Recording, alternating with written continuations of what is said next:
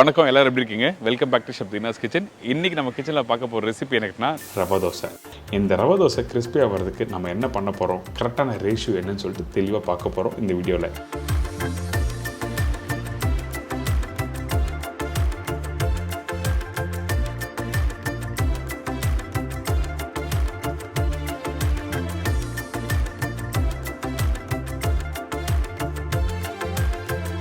இதோட கொண்டக்கடலை குழம்பு எப்படி பண்ணுறது பார்க்க போகிறோம்.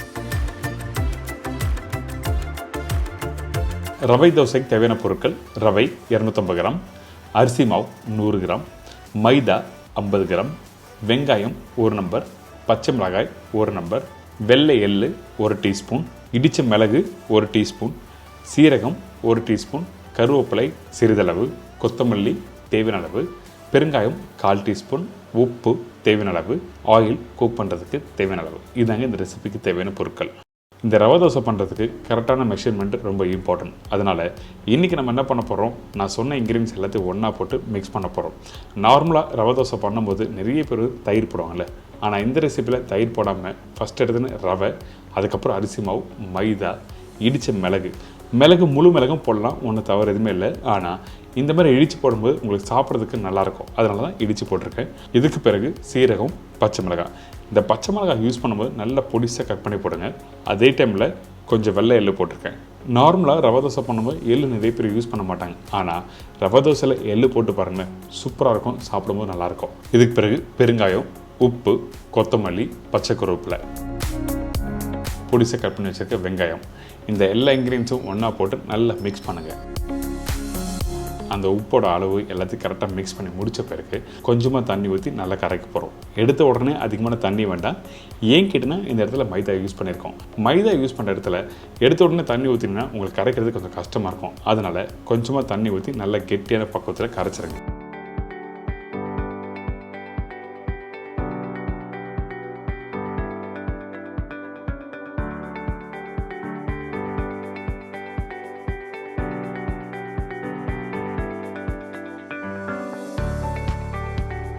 இந்த மாதிரி நல்லா கரைச்சிருங்க.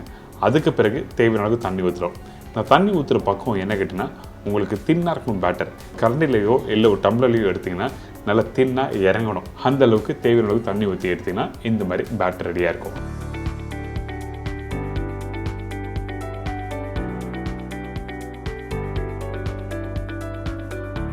பார்த்தீங்களா, கரண்டிலேருந்து எடுக்கும்போது தண்ணியாக கீழே இறங்குறதுல இந்த மாதிரி தான் இருக்கணும் பேட்டர். இதுக்கு பிறகு இந்த தோசைக்கல்லை ஃபஸ்ட்டு சீசன் பண்ணோம். அதனால் கொஞ்சமாக எண்ணெய் ஊற்றி வெங்காயம் போட்டு நல்லா தேய்ச்சிருங்க. தேய்ச்ச பிறகு ஒரு கரண்டில் மாவு எடுத்துக்கங்க. எடுத்து மேலோட்டம் அப்படி ஊற்றுனீங்கன்னா அங்கங்கே ஸ்ப்ரெட் ஆகி வரும். அப்படியே பள்ளமாக ஓட்டையாக இருக்கும். அதுக்கு பிறகு கொஞ்சம் நல்லா வேகட்டும். வெந்த பிறகு, அதாவது ஒரு 50 to 60% வெந்து வர டைமில் கொஞ்சமாக எண்ணெய் அப்படிலாம் நெய் நீங்கள் போடலாம். போட்ட பிறகு திருப்பியும் ஒரு செகண்ட் நல்லா வேகட்டும். அதுக்கு பிறகு நல்லா கிறிஸ்பியாக வேணும்னு நினச்சிங்கன்னா அந்த டைமில் அந்த மேலே இருக்க மாவை நல்லா அப்படி அழுத்தி தேய்க்கணும். தேய்ச்சிங்கன்னா உங்களுக்கு நல்லா கிறிஸ்பியாக வரும். அப்படியும் இல்லைன்னா கொஞ்சம் எக்ஸஸாக இருக்க மாவை நீங்கள் எடுத்துடலாம். எடுத்திங்கன்னா இந்த மாதிரி கிறிஸ்பியான ரவா தோசை கிடைக்கும் உங்களுக்கு.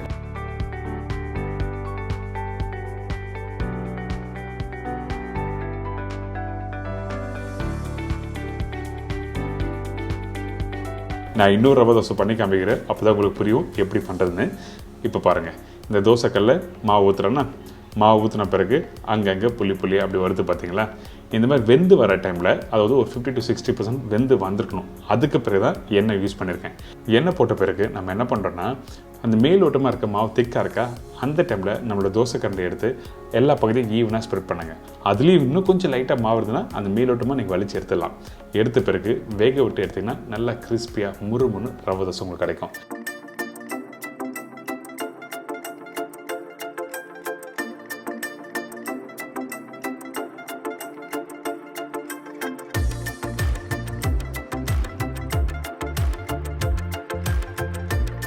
இன்றைக்கி நம்ம சேனலில் ஒரு சூப்பரான ரவா தோசை எப்படி பண்ணுறது பார்த்துருப்பீங்க.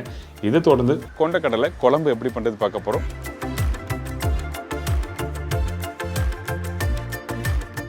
இந்த ரெசிபி தேவையான பொருட்கள்: வெள்ளை மூக்கல்லை 150 கிராம், தேங்காய் 2.5 பத்தை, உடச்ச கடலை 1 டேபிள் ஸ்பூன், முழு முந்திரி பருப்பு 12 to 15 நம்பர், கசகசா 1/2 டீஸ்பூன், சோம்பு 3/4 டேபிள் ஸ்பூன், பச்சை மிளகாய் 7 நம்பர், பெரிய சைஸ் வெங்காயம் 2 நம்பர், மீடியம் சைஸ் தக்காளி 3 நம்பர், இஞ்சி பூண்டு பேஸ்ட் 3/4 டேபிள் ஸ்பூன், மஞ்சத்தூள் 1/4 teaspoon, chilli powder 1 table spoon, தனியா பவுடர் 1 டேபிள் ஸ்பூன், கருவேப்பிலை சிறிதளவு, கொத்தமல்லி தேவையான அளவு, உப்பு டு டேஸ்ட், நல்லெண்ணெய் சமைக்கிறதுக்கு தேவையான அளவு. இதாங்க இந்த ரெசிபிக்கு தேவையான பொருட்கள். இந்த கொண்டக்கடலை குழம்புக்கு ஃபஸ்ட் நம்ம என்ன பண்ணுறோம், மசாலா ரெடி பண்ண போகிறோம். அதனால் நம்ம பொடிசாக கட் பண்ணி வச்சுருக்க அந்த தேங்காவை மிக்ஸி ஜாரில் போட்டிருக்கோம். அதுக்கு பிறகு கசகசா, உடச்ச கடலை,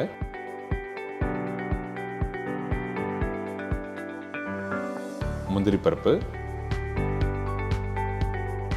சோம்பு 3/4 டேபிள் ஸ்பூன் சோம்பு சொல்லியிருக்கேன்ல, அதில் 1/4 டேபிள் ஸ்பூன் சோம்பு இந்த இடத்துல போட்டிருக்கேன். அதுக்கு பிறகு 3 பச்சை மிளகாய் கொஞ்சம் தண்ணி ஊற்றி நல்லா அரைக்க ஆரம்பிச்சிடும். அரைக்கிற பக்குவம் என்ன கேட்டினா ஃபைன் பேஸ்ட்டாக அரைச்சிருங்க. குறை அரைக்கிற பக்குவம் இந்த ரெசிபிக்கு தேவையில்லை. எந்த அளவுக்கு ஃபைன் பேஸ்ட்டாக அரைக்க முடியுமோ அந்த அளவுக்கு ஃபைன் பேஸ்ட்டாக அரைச்சிருங்க. இதில் பர்டிகுலராக கசகசா எதுக்காக யூஸ் பண்ணுறேன்னா அந்த வாசனை நல்லா கொடுக்கும், அதுக்காக தான் கசகசா யூஸ் பண்ணுறோம். அதே டைமில் பொட்டுக்கடலை முந்திரி பருப்பு வந்து ஃபைன் பேஸ்ட் கொடுக்கும். இப்போ இந்த பேஸ்ட் ரெடி ஆகிடுச்சு. இதுக்கப்புறம் இந்த மூக்கடலை எப்படி வேக வைக்கணும்னு கேட்டிங்கன்னா, அதாவது குறைஞ்சபட்சம் ஒரு 6 மணி நேரம் நல்லா ஊற வச்சு அதுக்கப்புறம் வேக வைக்கணும்.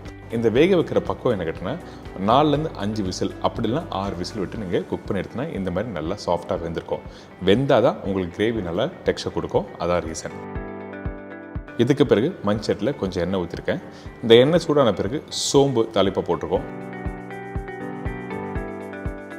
இந்த சோம்பு நல்லா பொரிஞ்சு வர டைமில் பொடிசாக கட் பண்ணி வச்சுருக்கேன் இந்த வெங்காயம், பச்சை கருவேப்பிலை, பச்சை மிளகாய் இதெல்லாம் போட்டு வதக்க ஆரம்பிக்கிறோம். இந்த வெங்காயம் வதங்குற பக்கம் என்ன கேட்டினா கொஞ்சம் கோல்டன் ப்ரௌன் கலர் வரணும். அதுக்கு பிறகு தான் இஞ்சி பூண்டு பேஸ்ட்டு தக்காளி போடுறோம்.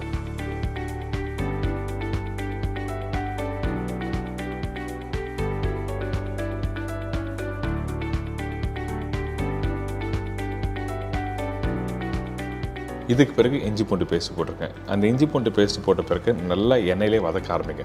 எப்போவுமே வந்து இஞ்சி பூண்டு பேஸ்ட் போட்ட பிறகு குறைஞ்சபட்சம் 1 செகண்டாவது வதக்கிருக்கணும். அப்போ தான் அந்த வாசனை நல்லா எடுத்து கொடுக்கும். இதுக்கு பிறகு பொடிசாக கட் பண்ணி வச்சுருக்கேன் அந்த தக்காளியும் போட்டிருக்கேன்.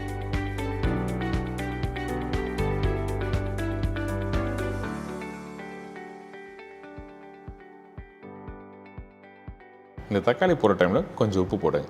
எதுக்காக அப்படி போடுறோம் கேட்டிங்கன்னா அந்த வெங்காயம் தக்காளி கொஞ்சம் சீக்கிரமாக வதங்கும். அதாவது வெங்காயம் தக்காளி வதங்க தண்ணி விட ஆரம்பிக்கும். அந்த தண்ணி விடாமல் சீக்கிரமாக குக் பண்ண தான் உப்பு போடுறோம்.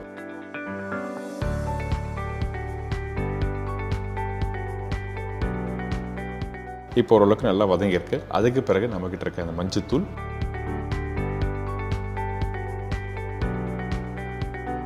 தனியா பவுடர், சில்லி பவுடர்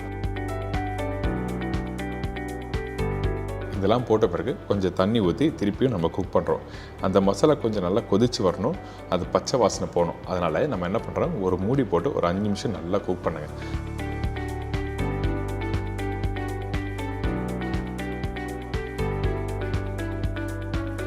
அதுக்கு பிறகு ஓப்பன் பண்ணி பார்த்தீங்கன்னா இந்த மசாலா நல்லா வெந்திருக்கும். அதே டைமில் அந்த மசாலா கொஞ்சம் கெட்டியாக இருக்கும்.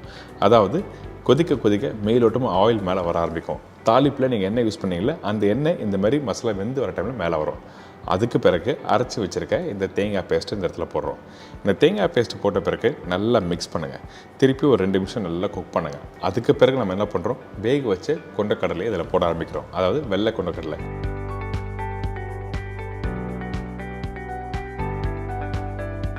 நீங்கள் வேணும்னா கருப்பு கொண்டக்கடலையும் போட்டுக்கலாம், ஒன்றும் தவறு எதுவுமே இல்லை. நான் ஓப்பனிங்கில் சொன்ன மாதிரி வந்து இந்த வெள்ளை கொண்டக்கடலை வந்து உங்களுக்கு வந்து சாஃப்டாக இருக்கும். அந்த ஒரு ரீசனுக்காக மட்டும்தான் நான் யூஸ் பண்ணியிருக்கேன். இப்போ இந்த கொண்டக்கடலை போட்ட பிறகு நல்லா மிக்ஸ் பண்ணுங்கள். இன்னொரு முக்கியமான விஷயம், இந்த கொண்டக்கடலை வீட்டில் வேக வைக்கும் போது அந்த ஸ்டாக் வாட்டர், அதாவது இந்த சுண்டல் வேக வச்ச தண்ணி இருக்குல்ல, அந்த தண்ணி அவுட் பண்ணக்கூடாது. அந்த தண்ணி இந்த மசாலாவை போட்டு குக் பண்ணால் தான் உங்களுக்கு டேஸ்ட் கொடுக்கும். இதுக்கு பிறகு நல்லா மிக்ஸ் பண்ணுங்கள். திருப்பியும் தண்ணி தேவைப்பட்டால் கொஞ்சம் தண்ணி ஊற்றி திருப்பி கொதிக்க விடுறோம்.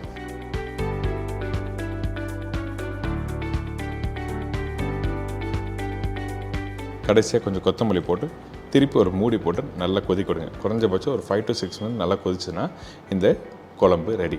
இன்றைக்கி பார்த்தீங்களா, இந்த மூக்கல்ல வச்சு ஒரு சூப்பரான ஸ்டைலில் இந்த குழம்பு எப்படி பண்ணி சொல்லி கொடுத்துருக்கேன்.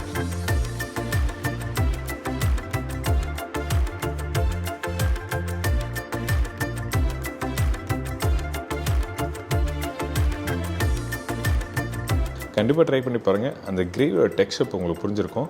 கரண்டில் எடுத்து காமிக்கும் போது அந்த கிரேவி இப்படி ஸ்மூத்தாக இருக்குது பார்த்தீங்களா, இந்த மாதிரி தான் கரெக்டாக வரணும். சில பேர் என்ன பண்ணுவாங்க, அந்த கொண்டக்கடலை அதிகமாக போட்டுருவோம், கிரேவியாக இருக்காது. அப்படின்னா அது கிரேவி தண்ணியாக இருக்கும். அந்த மாதிரிலாம் இருந்தால் ரெசிபி கம்ப்ளீட் ஆகாது. ஸோ இந்த மாதிரி கரெக்டாக புரிஞ்சுட்டு வீட்டில் பண்ணுங்கள், சூப்பரான ரெசிபி.